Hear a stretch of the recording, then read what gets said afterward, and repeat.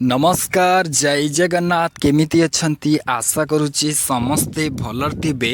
तो दर्शक बंधु बर्तमान पई अष्टम वेतन को लेकी माने कर्मचारी पेंशन भोगी भत्ता को लेकी बहुत ही बड़ अपडेट आसी अष्टम वेतन तरफ देखंतु एटा आसी government of India ministry of finance department of expenditure तरफ गोटे गुरुत्वपूर्ण अपडेट आसी जोटा कि आपण मानकु मु जणैबा को चेष्टा करुच्ची। तो समस्ते निहाती भाव में ये वीडियो को शेष पर्यंत देखंतु कारण एथिरे पेंशन भोगी एथिरे कर्मचारी अच्छा पाखापाखि कह गले जी भी सेंट्राल कर्मचारी अच्छा समस्त एटा गोटे गुरुत्वपूर्ण अपडेट से समस्त को अनुरोध करुच्ची समस्ते वीडियोटी को शेष पर्यंत देखंतु।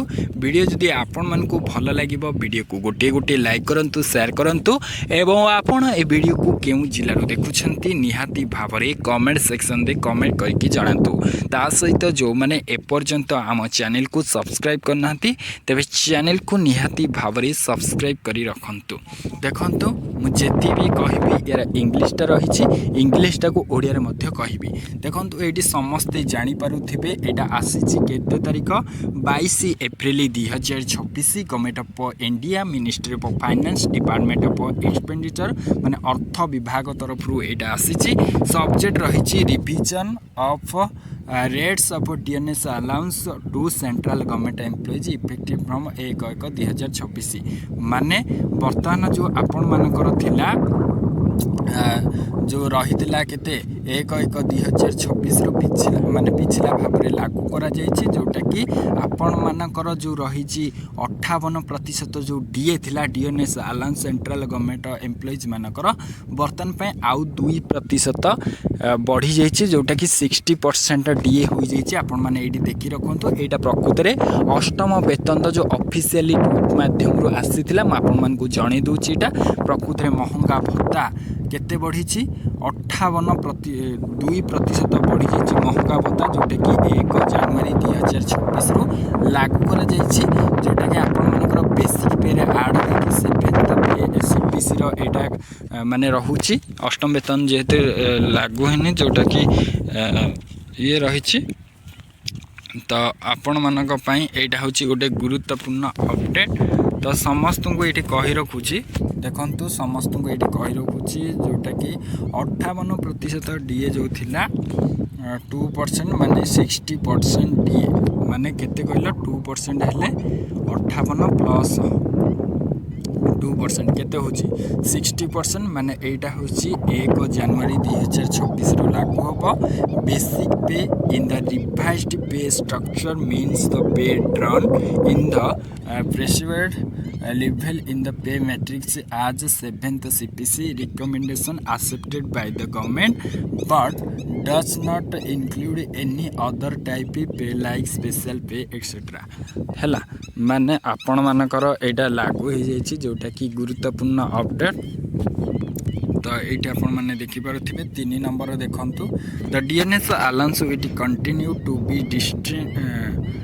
distinct element of remuneration and will not be treated as pay within ambit for 9/21 जो रही किंतु एटा आपण मन को कहि दोची जोटा कि जनवरी 1 रु लागू हो जाइए एटा गोटे संपूर्ण सूचना ये आपण मन को कहि दोची प्रकृत में कौन कौन रही देखंतु निम्न स्वाक्षरित व्यक्ति को उपरोक्त विषय उपरे 6 अक्टोबर 2025 तारिखर ए विभागर कार्यालय मेमोरेंडम नंबर थिला केते नंबरटा आपण माने पढ़ी पारुथिबे उल्लेख करने को निर्देश दिया जायछि एवं कहबा को कुआ जायछि जे राष्ट्रपति केंद्र सरकार कर्मचारी मानकु देय महंगा भत्तार हार 1 जनवरी 2026 रु 58% जो थिला सेटा को 60% वृद्धि करने निष्पत्ति नहीं खुशी होती।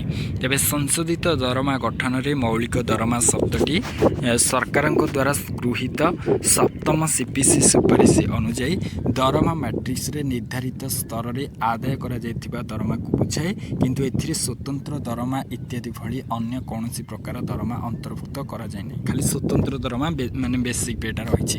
3 ନମ୍ବରରେ ରହିଛି ମହଙ୍ଗା ଭତ୍ତା ପାରିଶ୍ରମିକ ଏକ ସ୍ୱତନ୍ତ୍ର ଉତ୍ପାଦନ ଭାବରେ ଜାରି ରହିବ। ତ ୟାର ନମ୍ବରଟା ମଧ୍ୟ ଦେଖିପାରୁଥିବେ, ପରିସର ମଧ୍ୟରେ ଦରମା ଭାବରେ ବିବେଚନା ମଧ୍ୟ କରାଯିବ ନାହିଁ ବୋଲି ଯାହା ନିଷ୍ପତ୍ତି ନିଆଯାଇଛି। 4 ନମ୍ବରରେ ରହିଛି, ଦେଖନ୍ତୁ 4 ନମ୍ବରରେ ରହିଛି 50 ପଇସା ଏବଂ ତାଠାରୁ ଅଧିକ ଅଂଶ ସହିତ ଜଡ଼ିତ ମହଙ୍ଗା ଭତ୍ତା ଦେୟକୁ ପରବର୍ତ୍ତୀ ଅଧିକ ଟଙ୍କା ପର୍ଯ୍ୟନ୍ତ ପୂର୍ଣ୍ଣାଙ୍ଗ କରାଯାଇପାରିବ ଏବଂ 50 ପଇସାରୁ କମ୍ ଅଂଶକୁ ଅଣଦେଖା କରାଯିବ ବୋଲି ଯାହା ନିଷ୍ପତ୍ତି ନିଆଯାଇଛି। ଇଏ ହେଉଛି ସବୁଠାରୁ ଗୋଟେ ଗୁରୁତ୍ୱପୂର୍ଣ୍ଣ ଅପଡେଟ୍। 5 ନମ୍ବରରେ ଦେଖିପାରୁଥିବେ, ଏହି ନିର୍ଦ୍ଦେଶ ଗୁଡ଼ିକ ପ୍ରତିରକ୍ଷା ସେବା ଆକଳନକୁ ଦରମା ପାଇଥିବା ବେସାମରିକ କର୍ମଚାରୀଙ୍କ ପାଇଁ ମଧ୍ୟ ପ୍ରଯୁଜ୍ୟ ହେବ ଏବଂ ଖର୍ଚ୍ଚ ପ୍ରତିରକ୍ଷା ସେବା ଆକଳନର ସମ୍ପୂର୍ଣ୍ଣ ମୁଖ୍ୟଙ୍କ ଉପରେ ଚାର୍ଜ ହେବ। ସଶସ୍ତ୍ର ବାହିନୀ କର୍ମଚାରୀ, ରେଳ କର୍ମଚାରୀଙ୍କ କ୍ଷେତ୍ରରେ ଏବଂ ପ୍ରତିରକ୍ଷା ମନ୍ତ୍ରଣାଳୟ, ରେଳ ମନ୍ତ୍ରଣାଳୟ ଦ୍ୱାରା ଯଥାକ୍ରମେ ପୃଥକ ନିର୍ଦ୍ଦେଶ ଜାରି କରାଯିବ। ଇଏ ହେଉଛି ଗୋଟେ ଗୁରୁତ୍ୱପୂର୍ଣ୍ଣ ଅପଡେଟ୍। 6 ନମ୍ବର ଦେଖନ୍ତୁ, ଭାରତୀୟ ଅଡିଟ୍ ଏବଂ ଆକାଉଣ୍ଟସ୍ ବିଭାଗର ଯେଉଁ କାର୍ଯ୍ୟରତ ବ୍ୟକ୍ତିମାନଙ୍କ କ୍ଷେତ୍ରରେ ଏହି ନିର୍ଦ୍ଦେଶ ଗୁଡ଼ିକ ଭାରତର ସମ୍ବିଧାନ ଧାରା 148ର ଧାରା 5 ଅନୁଯାୟୀ ଭାରତର ନିୟନ୍ତ୍ରକ ଏବଂ ଅଡିଟର ଜେନେରାଲଙ୍କ ସହିତ ପରାମର୍ଶ କରି ଜାରି କରାଯାଇଛି। ଇଏ ହେଉଛି ସବୁଠାରୁ ଗୋଟେ ଗୁରୁତ୍ୱପୂର୍ଣ୍ଣ ଅପଡେଟ୍, ସମସ୍ତଙ୍କ ପାଇଁ ଭେରି ଇମ୍ପୋର୍ଟାଣ୍ଟ, ଯେଉଁଟାକି ସମସ୍ତେ ଜାଣିଯାଆନ୍ତୁ। ମହଙ୍ଗା ଭତ୍ତା ବଢ଼ିଯାଇଛି, କେତେ 2% ମହଙ୍ଗା ଭତ୍ତା ବର୍ତ୍ତମାନ ପାଇଁ ଜାନୁଆରୀ 1, 2026ରୁ ଲାଗୁ ହେବାକୁ ଯାଉଛି, ଯେଉଁଟାକି ପ୍ରତ୍ୟେକ ସେଣ୍ଟ୍ରାଲ ଗଭର୍ଣ୍ଣମେଣ୍ଟର ଏମ୍ପ୍ଲୟିଜ୍ ମାନେ ପାଇବେ। ବା ପେନ୍ସନ୍ ଭୋଗୀଙ୍କ କଥା ତ ଲେଖାଯାଏ ନାହିଁ, କିନ୍ତୁ ମୁଁ ଯାହା ଭାବୁଛି ପେନ୍ସନ୍ ଭୋଗୀମାନେ ମଧ୍ୟ ପାଇବେ ବୋଲି ଯାହା ସୂଚନା ରହୁଛି। ତ ଇଏ ଥିଲା ସମ୍ପୂର୍ଣ୍ଣ ଅପଡେଟ୍। ଆଶା କରୁଛି ଆପଣମାନଙ୍କୁ ଏ ଭିଡ଼ିଓରୁ କିଛି ବି ଇମ୍ପୋର୍ଟାଣ୍ଟ ଇନଫର୍ମେଟିଭ୍ ଅପଡେଟ୍ ମିଳିଯାଇଥିବ। ଯଦି ମିଳିଛି ନିଶ୍ଚିତ ଭାବରେ ଆମର ଚ୍ୟାନେଲକୁ ସବସ୍କ୍ରାଇବ୍ କରନ୍ତୁ। ରହୁଛି ପୁଣି ଥରେ ନେକ୍ସଟ ଅପଡେଟ୍ ଆଣିବି, ସେ ପର୍ଯ୍ୟନ୍ତ ବିଦାୟ ନେଉଛି। ଜୟ ଜଗନ୍ନାଥ।